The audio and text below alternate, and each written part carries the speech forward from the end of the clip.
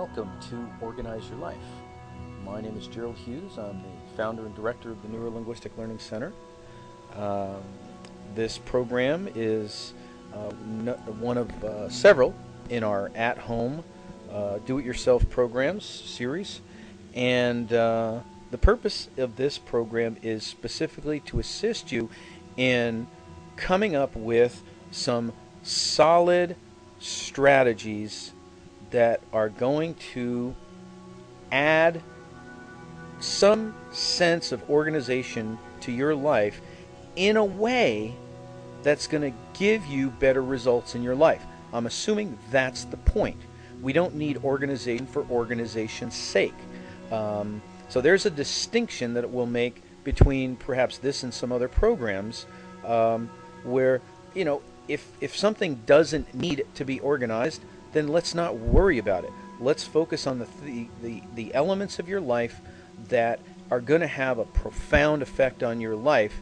These are kind of the priority one, priority A items, and those are the first ones we want to look at, those big picture items, and then we'll go down from there. So that's kind of one distinction that we'll make in this program that maybe you didn't see in some of the other programs or books you read.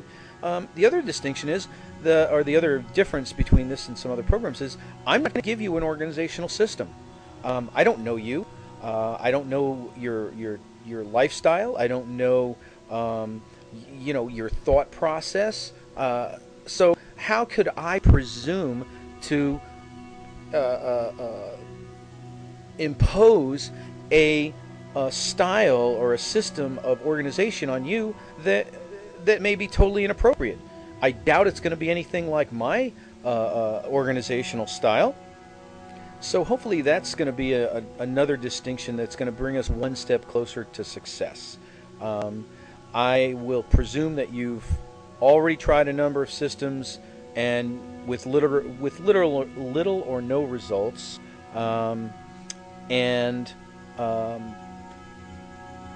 So why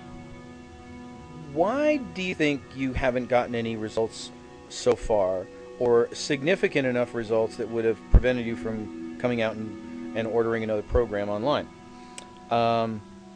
My guess is, and this also speaks to why I would not think to impose my personal system on you, is I'd like to start with the presumption that whatever your world looks like, whatever the organizational system or lack thereof that you're looking at in terms of both your physical space and your temporal space, okay? So we're going to look at both space and time. But whatever system you're using or not using, I want to start with the presumption that it's a reflection of what's going on inside your head. It's a reflection of your own thought process. It's a reflection of how you relate to information.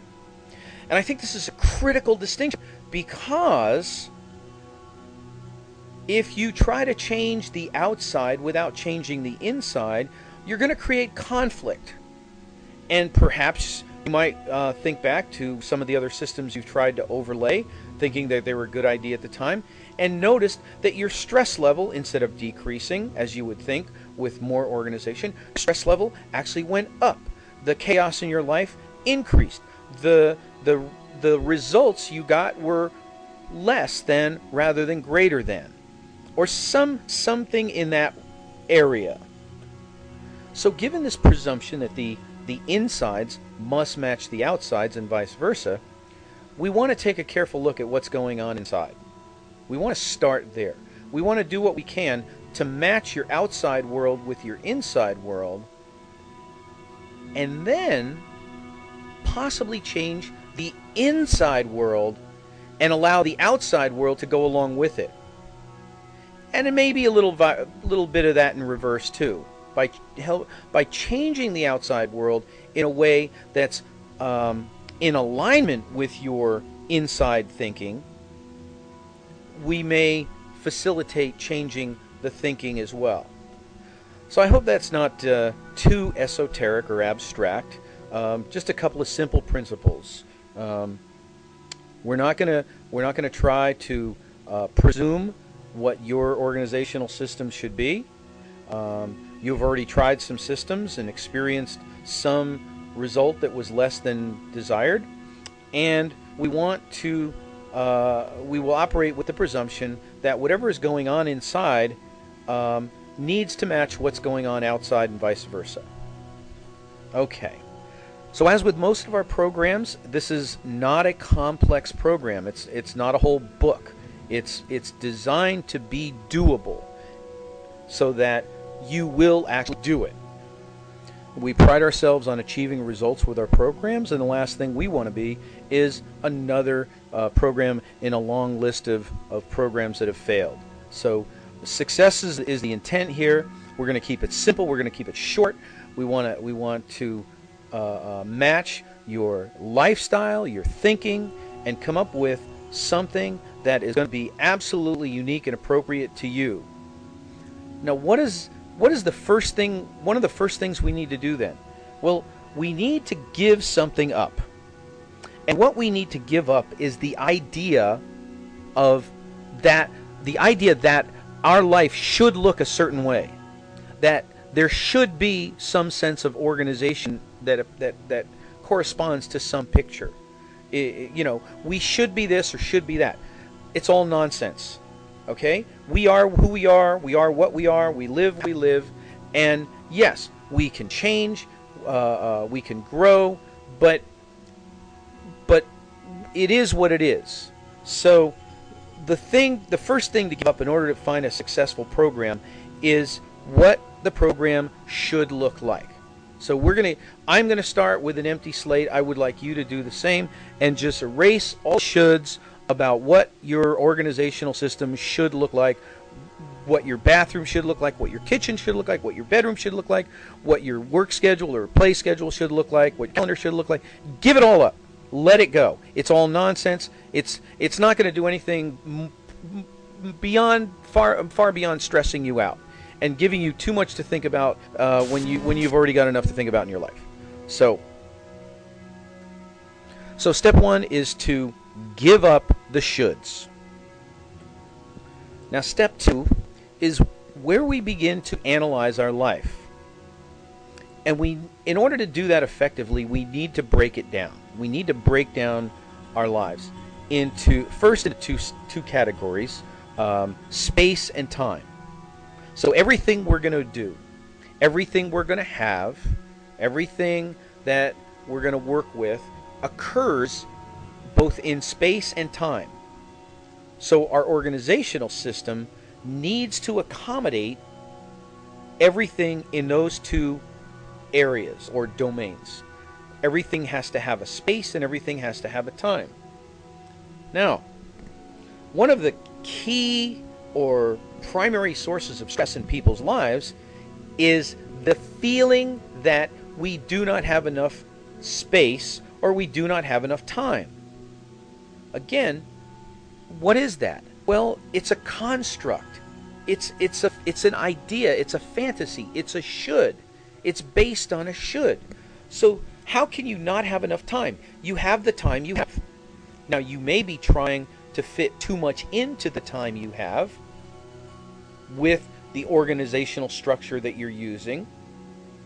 You may be trying to fit too much into the space you have with the current organizational structure.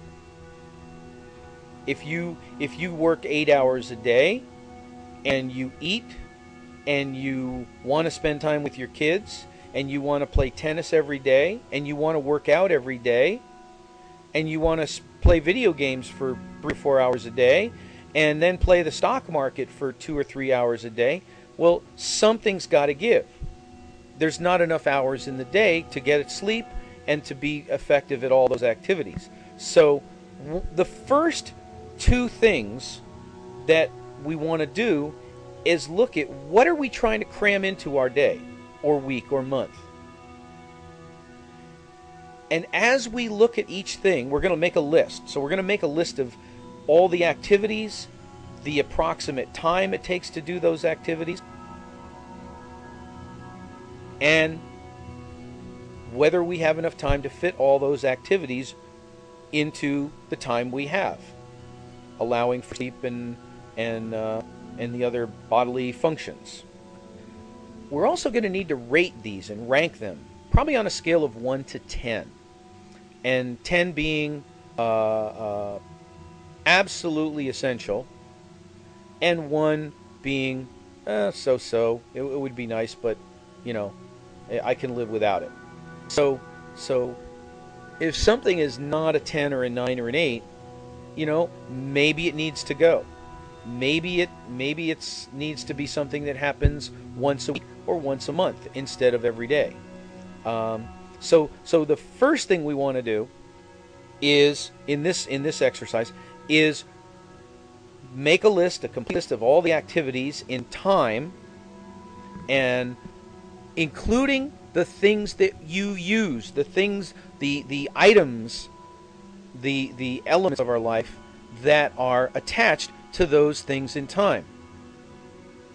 Now those items are going to be in another column, but they are going to receive a ranking and a rating, and they're going to be related. So probably a safe way to do this is to take a piece of paper, an 8.5 by 11 piece of paper, draw a line down the middle, and on the left side, start listing the things that you want to organize, and on the right side of the line paper, start listing the activities that you would like to organize.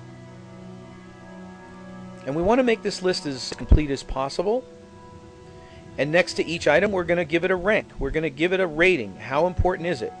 Because if we need to cut, then we're going to that's the reality. If that's the reality, then that's what it is. So spend as much time as you need to. Pause the CD. Take as much time. Make a complete list of the things in your life in terms of spatial storage, spatial organization, and then and this could be location too, and then the activities in your life in terms of time. Once you have a complete list, or at least the top 20 of things that you're working on a daily, weekly basis, you have a list of the top 20, 25 things in space and time. Now, and you've ranked each one, the next step is to redo your list with the items in order from top to bottom. So the number 10 items are at the top, the high scoring items are at the top, and then the lower scoring items are further and further down until we get to the bottom of the list. Down to the 25th or 26th item, whatever it is, in space and time. Now, next to each of these, in addition to the ranking, we are now going to quantify each item. So the items in time are going to receive a time quantity. How much time do they take each day? And the items in the things that occur in space, how do they occur? How much space do they take up? Okay? Now, right now we're talking in broad strokes. We're looking at the big picture. But as you drill down into your life, you may redo this complete exercise for your office. You may do this very same exercise for your desk. You may do this exercise for your kitchen or your pantry or your bedroom or your bathroom. Okay? So you may wind up doing this exercise several times as you kind of drill down deeper and deeper into the complexity of your life. So, when we're done, we've got a list of items that are prioritized, items in space, items in time, activities in time. And each one of these has a rating, a value. So you have, in each area of your life, a certain amount of time and space to commit. Your house may be 1,500 square feet. Your apartment may be 900 square feet.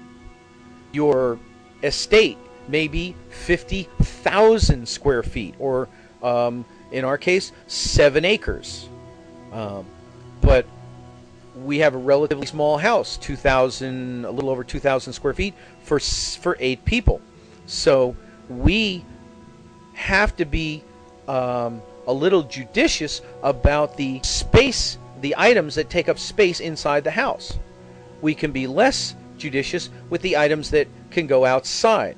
There's a little more leeway there. In terms of time, I have travel time, I have work time, I have family time, I have client time, I have personal time, downtime, web time, email time, phone time. So all these things are going to occur on one or more lists. And I almost want to wash my mouth out with soap for saying that word list, because we're not interested in a list per se here.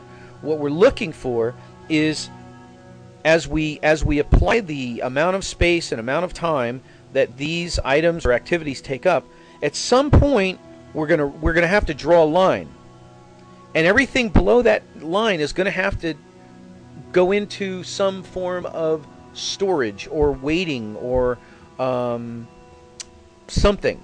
It's in order to keep our sanity, to keep sane, reduce our stress level, and to have a sense of organization, there's got to be a cutoff, because we only have so many square feet that we live in. We've got so many square feet in the kitchen, the bedroom, the bathroom, the dining room, the bed, the living room, the garage, the barn,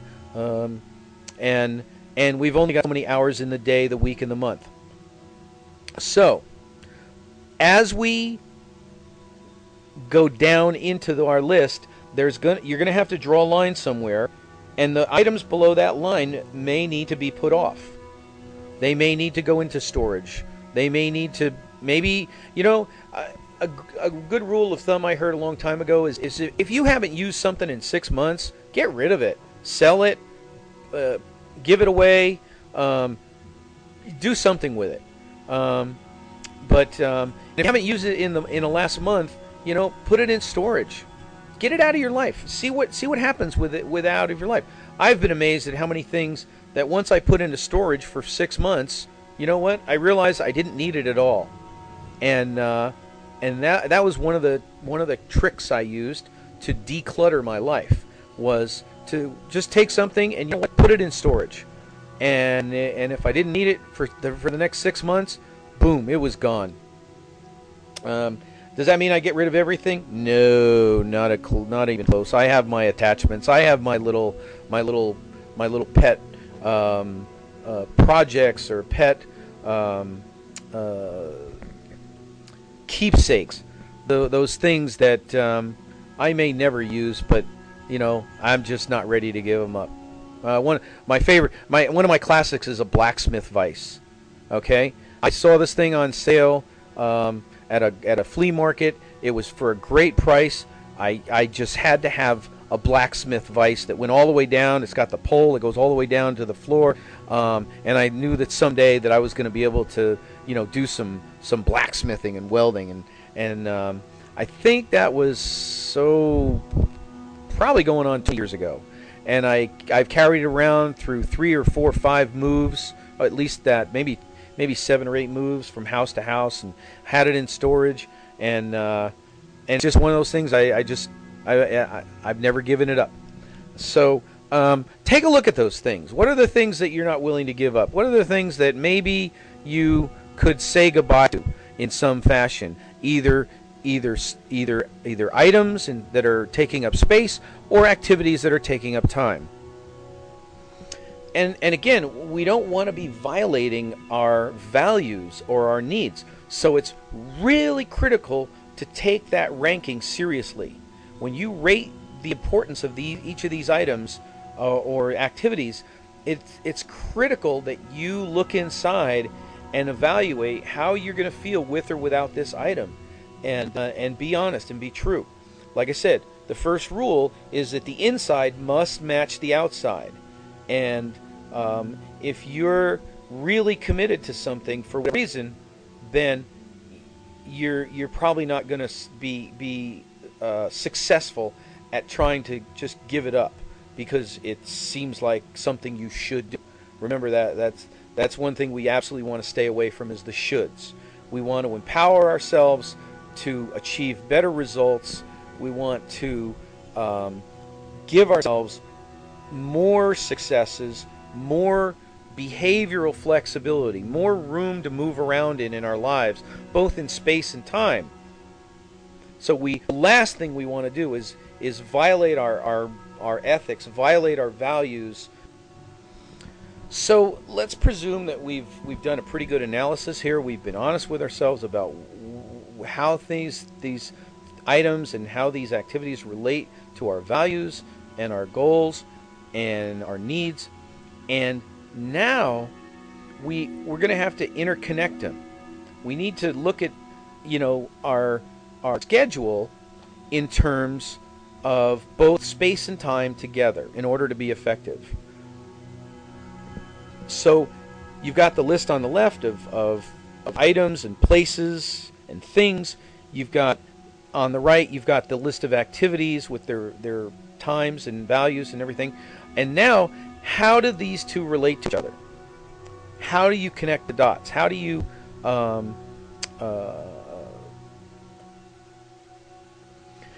reconcile your life in terms of both space and time functioning together?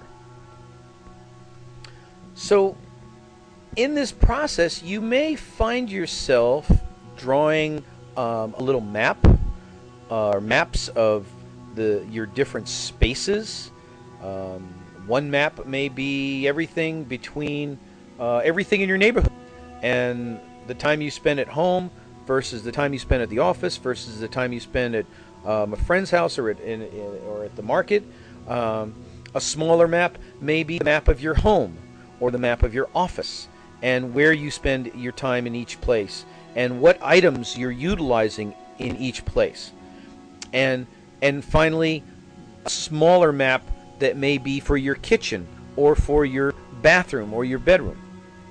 You may even have a map either drawn out or I'm always in favor of drawing pictures, but maybe you get a map, just a picture in your head of how the drawers in your bathroom should look, and what's essential, what's not essential, what you use every day, what you use once a week, and what you may use once a month, and what's top priority, what's essential, what's emergency. Like there's a really good example right there, an emergency kit. Is it something I use that often at the office? No, not at all. Hopefully never. Right now, the occasional Band-Aid or something. But is it something that I want to stick away and hide for where I won't find it for 6 months? Absolutely not. So the rationale, the importance of an item, the actual use of an item has to be factored into where its place is in the organizational system. So notice that I have not talked about changing who you are, changing how you're thinking, or changing your life. What we're trying to do right now is just get a match. Just get a clear, conscious match of what's going on in your life, what's going on in your head, and what are your goals, what are your priorities, and how does that relate to the things and places in your life, as well as and I would add people to that too, all the nouns, people, places, and things, as well as the activities in your life. So you could think of the spatial column as being your nouns, and the activities, your time column, as being the activities, verbs, grammatically speaking. So in this reconciliation process, it's going to be very, very important to notice and be true to your feelings. How do you feel about this item? Where does it belong? Picture the item in a particular place. and notice how you feel about it. Is it appropriate? Does it feel right? If not, then something needs to change. Remember, we're not operating on should.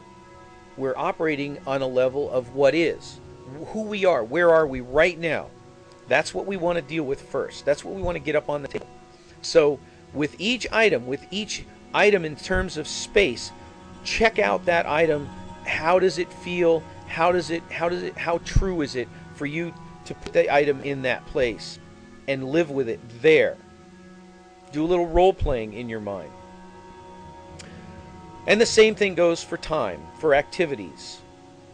Do a little role playing. Imagine yourself going through your activities. If it doesn't feel right to you, it will fail. It will not succeed. You will not make a long-lasting change if you're fighting your internal sense of right and what needs to be, what needs to happen. So this is critical. This is imperative, and it's probably something that was overlooked in many, if not all, of the other programs that you may have tried in the past to help you organize your life now. So, as we're going through in this final step here of kind of phase one, this final step of phase one, we're really getting a sense of how our life fits, all the pieces fit together in terms of space and time. And you may be noticing already a lot of things that really don't belong, the things that you don't need, the things that are extras, the things that you haven't touched in 4 months or 6 months or a year. Have an honest conversation with yourself. Can you let it go? Have you ever noticed a lot of people that used to watch TV, I know some friends that used to watch a lot of TV, and they felt, I remember this too, if I didn't watch a certain program while it was on, I felt like I was missing something. And all of a sudden, one day they came out with this thing called VCRs, and you could actually record TV shows. Now, by today's standards, it's pretty archaic and ancient, but at the time it was pretty revolutionary that you could actually not be home and record a TV show. And something I noticed, and I saw in a number of other people, friends of mine, that our TV time actually watched less TV, because what we had to show, once it was recorded, it didn't seem that important to watch it.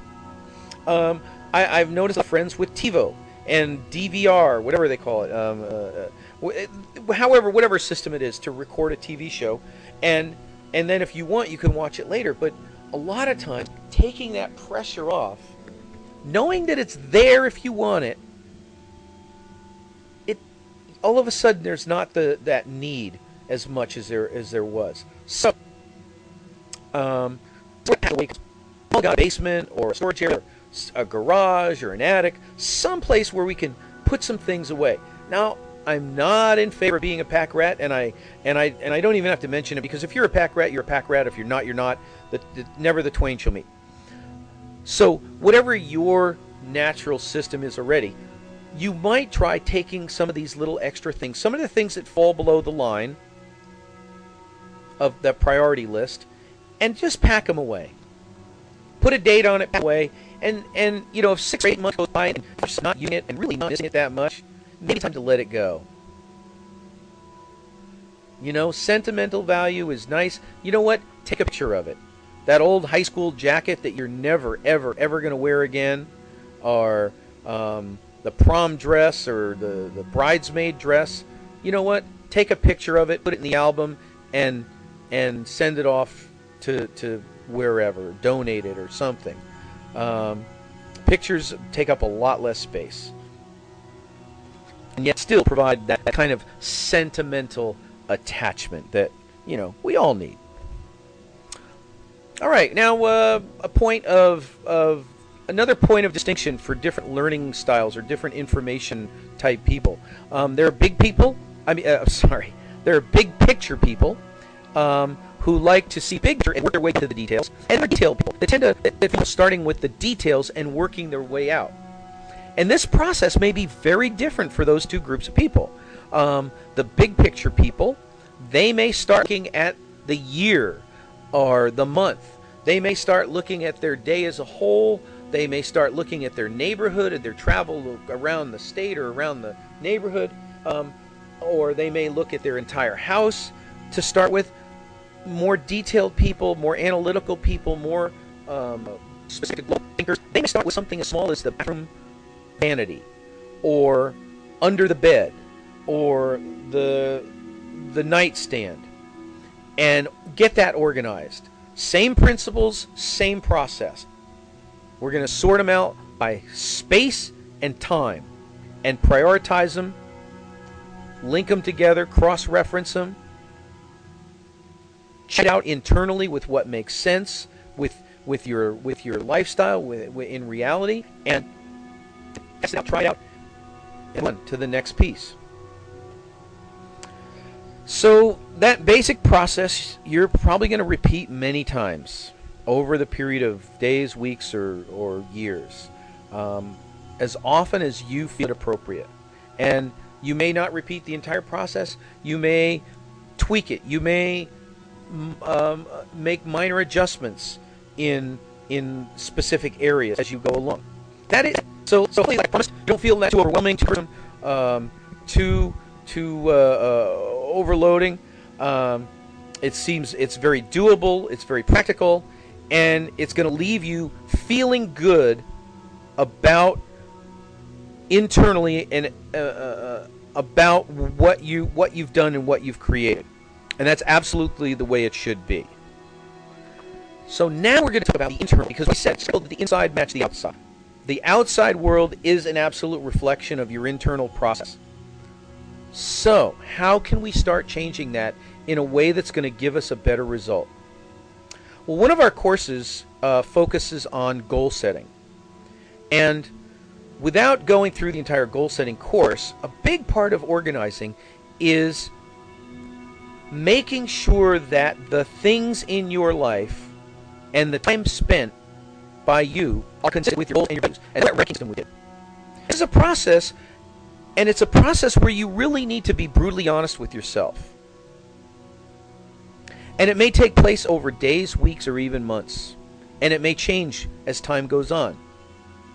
There will be things that come into your life and things that lose their importance.